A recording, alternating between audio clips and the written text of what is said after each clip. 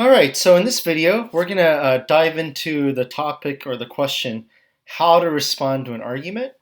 And we're going to go two ways not to respond to arguments and ways to respond to argument. There's more than two. So let's get that on the board.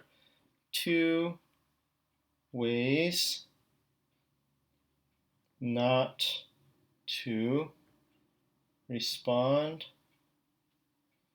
to arguments.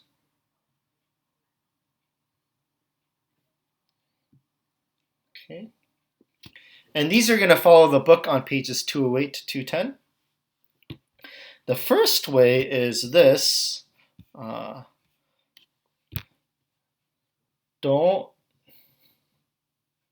just say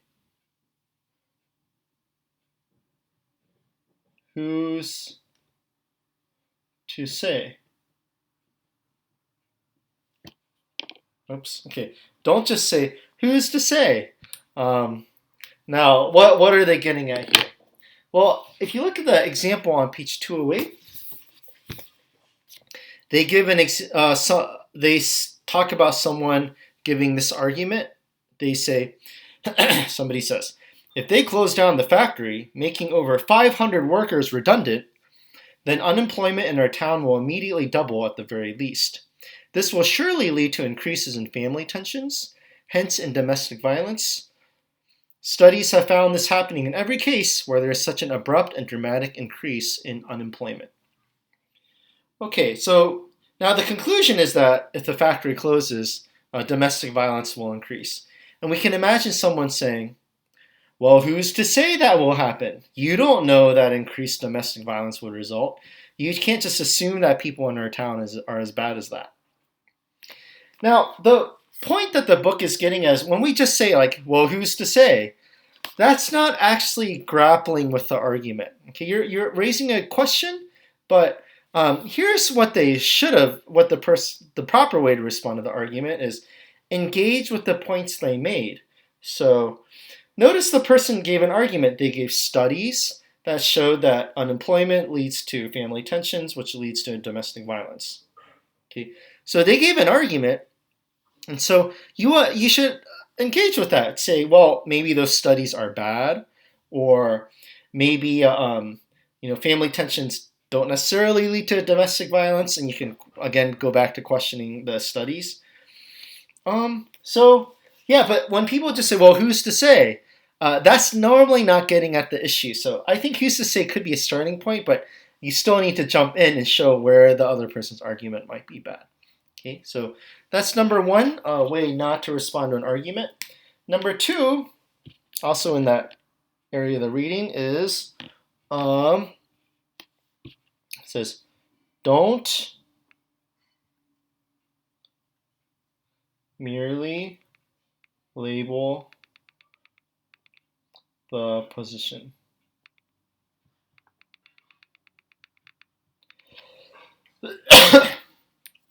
Okay. Now this is also getting at a point from, so it's from something we learned earlier. So in the example in the book, page 210, they say this. Freiberg argues that rape victims are peculiarly vulnerable to emotional distress and therefore should be given special protections when questioned by defense lawyers. This is usually politically correct stance, the usual politically correct stance that gives every break to women or so-called minorities.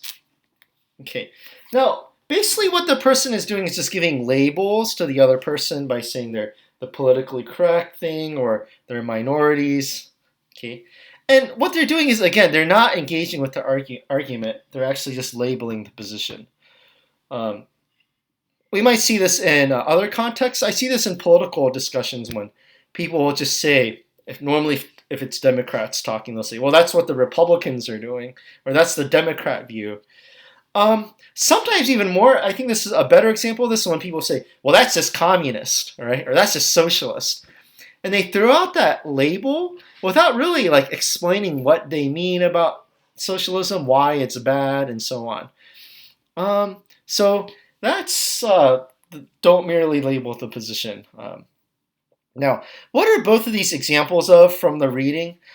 if you remember, they're actually just rhetorical ploys that we've already learned about. Like the merely labeling the position is using scare quotes, right? And they're using like emotionally like laden words, okay, words with heavy connotation, secondary connotation, rather than primary connotation. You remember this from earlier in the semester? Don't just say who's to say. It's watching with rhetorical questions, right? So really, the book plot points to two ways not to respond to arguments, but we could just have a long list, which is don't just use rhetoric. Okay. Well, what should you do to respond to an argument if you're not going to just use rhetoric? Well, stick around. We'll see that in the next video.